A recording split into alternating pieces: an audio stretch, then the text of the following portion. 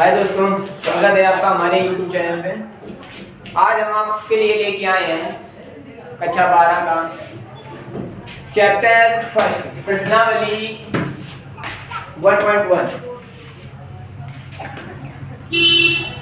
प्रश्नावली 1.1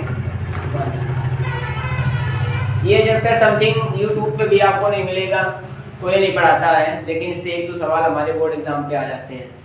ठीक है, चैप्टर का नाम है संबंध एवं फलन। इसको पढ़ने के लिए सिर्फ हमें तीन चीजों की नॉलेज होनी चाहिए। नंबर 1 स्वातुल, नंबर 2 सम्मित और नंबर 3 संक्रामक।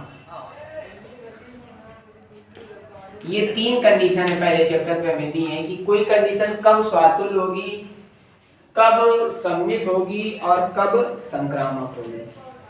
ठीक है, जैसे तुमको कोई सवाल दे दे 1,1, 1,2, 1,3, 2,1, 3,4, 1,4, इस तरह से तुम्हें कोई सवाल दे दिया। अब तुमसे इसमें पूछ रहा है क्या ये स्वातुल, सम्मित, संक्रामक है। तो सबसे पहले हमें ये पता चलना चाहिए कि स्वातुल होता क्या है, सम्मित क्या होता है, संक्रामक क्या होता है। ठीक है, तो स्वातुल सबसे पहले हम देखते हैं। स्वातुल की हमारी परिभाषा होती है आर। आर का मतलब रियल नंबर, कोई भी संख्या।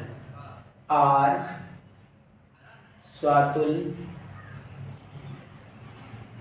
आर स्वातुल है क्योंकि A, A belongs to R। A, A belongs to R, इसका मतलब होता है belongs to, हिंदी में इसे बोलते हैं अवयव है। अवयव है मतलब इसका ये अवयव हो, जो R का दिया हो। ये जो इक्वेशन दी होती है वो हमारी R बराबर होती है, इस पे ये हमारा मिलना चाहिए। जो R हमारी कंडीशन होगी उस पे हमारा A, A मिलना चाहिए। ठीक है, ये स्वातुल हो गया। सम्मित क्या होता है, R सम्मित है क्योंकि A1, A2 belongs to R। मतलब जो हमारा R हो उस पे A1, A2 हो। अगर ये है तब A2, A1 belongs to R। मतलब जो लिखा हो, जैसे यहाँ पे 1, 2 लिखा हो तो उसी सवाल पे 2, 1 भी लिखा होना चाहिए। अगर इस तरह से दिया है तो हमारी कंडीशन सम्मित हो जाएगी। ठीक है, संक्रामक पे क्या होता है, आर संक्रामक होगा यदि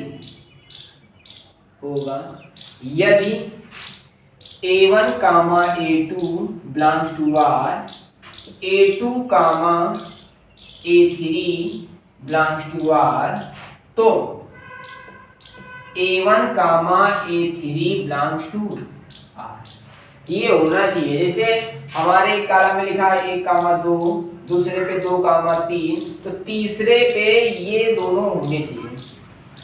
अगर ये दोनों हैं तब तो हमारी कंडीशन संक्रामक होगी, अगर नहीं है तो फिर संक्रामक नहीं होगी। ठीक है, और अगर ये तीनों कंडीशन मिल रही है, अगर एक सवाल पे ये तीनों कंडीशन मिल रही है तो ऐसे समीकरण को हम लोग बोल देते हैं तुल्यता संबंध। क्या बोल देते हैं, तुल्यता संबंध। अगर तीनों मिल रहे हैं तो तीनों को हम लोग बोल देते हैं तुल्यता संबंध। अब जैसे एग्जांपल पे देख लो, ये हमारा एक सवाल लिखा है। ठीक है, क्या लिखा है सवाल तो दिया 1, 1, 1, 2, 1, 3, 2, 1, 3, 4 और 1, 4। तुमसे पूछेगा क्या ये स्वातुल्य है, तो हम लोग देखेंगे कि स्वातुल्य की कंडीशन हमारी क्या है कि A comma A belongs to R, मतलब एक ही कोष्ठ पे जो उनके अंदर के जो हमारे अवयव होंगे वो सेम, वो क्या हो, सेम। एक ही कोष्ठ पे अंदर के जो हमारे अवयव हो वो सेम हो। अगर सेम है तो फिर हमारी जो कंडीशन बनेगी वो स्वातुल्य होगी। जैसे देखो इस सवाल पे 1 कामा 1 लिखा है, दोनों सेम है। जैसे A कामा A है तो 1 कामा 1 है, इसका मतलब ये दोनों सेम है, तो ये कंडीशन हमारी स्वातुल्य हो जाएगी। अब इसको लिखेंगे कैसे, R स्वातुल्य है क्योंकि 1 कामा 1 बिलोंग्स टू R। ये कंडीशन हमारी सेटिस्फाई कर रहा है कि उस सवाल में 1 कामा 1 मिल रहा है, इसलिए हमारा क्या हो गया, स्वातुल्य हो गया। इसके बाद अब देखेंगे क्या ये हमारी कंडीशन सम्मित है। तो सम्मित पे हमें क्या देखना है कि A1 कामा A2, मतलब A1 कामा A2 अगर एक कोष्ठ पे A1 कामा A2 है तो दूसरे कोष्ठ पे जस्ट उसका उल्टा लिखा होना चाहिए। क्या लिखा होना चाहिए, A2 कामा A1, जस्ट उसका उल्टा लिखा होना चाहिए। सवाल पे देखते हैं क्या इस तरह से ऐसा कुछ लिखा है, तो देखा हमने कि 1 कामा 2 है तो जस्ट 2 कामा 1 किसी पे कहीं होना चाहिए, तो 2 कामा 1 भी है। तो ये देखो ये और ये हमारी कंडीशन को फॉलो कर रहे हैं। तो लिखेंगे R सम्मित है क्योंकि R सम्मित है क्योंकि 1 कामा 2 बिलोंग्स टू R। ठीक है, तो 2 कामा 1 बिलोंग्स टू R। देखो दोनों कंडीशन सेटिस्फाई कर रही हैं। 1 कामा 2 लिखा है तो अगले ही कोष्ठ में उसी सवाल में 2 कामा 1 भी लिखा है। ठीक है, तो दोनों कंडीशन हमारी क्या कर रही है, सेटिस्फाई कर रहे हैं, इसलिए ये हमारा सम्मित भी हो जाएगा। अब तीसरा नंबर आता है हमारा संक्रामक। संक्रामक, ठीक है, तो संक्रामक में हमने क्या बताया है कि A1 कामा A2 लिखा है तो A2 कामा A3, मतलब A2 इसका एक पद ये वाला होना चाहिए और एक नया पद होना चाहिए, और जो अगले कॉलम में आएगा वो इसका पहला और इसका लास्ट का पद होना चाहिए। जो इस पे देखो, अब देखो हमने देखा ये वाली कंडीशन की 1 कामा 2 लिखा है तो कहीं पे 2 कामा नई संख्या होनी चाहिए, लेकिन ऐसा कहीं पे नहीं है। इस पे देखो 1 कामा 3 लिखा है तो आगे वाले में 3 कामा नई संख्या होनी चाहिए, तो ये मिल गया, 3 कामा नई संख्या मिल गई। देखो जैसे इस पे दिया था कि कहाँ गई ये कंडीशन 1 कामा A2 तो हमारा मिल गया 1 कामा 3। फिर क्या हुआ कि 3 कामा नई संख्या, जैसे A2 कामा A3 है 3 कामा नई संख्या, 3 कामा नई संख्या हो गई। इसके बाद हमारा ये 1 और इसका 4 होना चाहिए, तो 1 और इसका 4 है, इसका मतलब ये संक्रामक कंडीशन भी फॉलो कर रहा है। तो लिखेंगे R संक्रामक है क्योंकि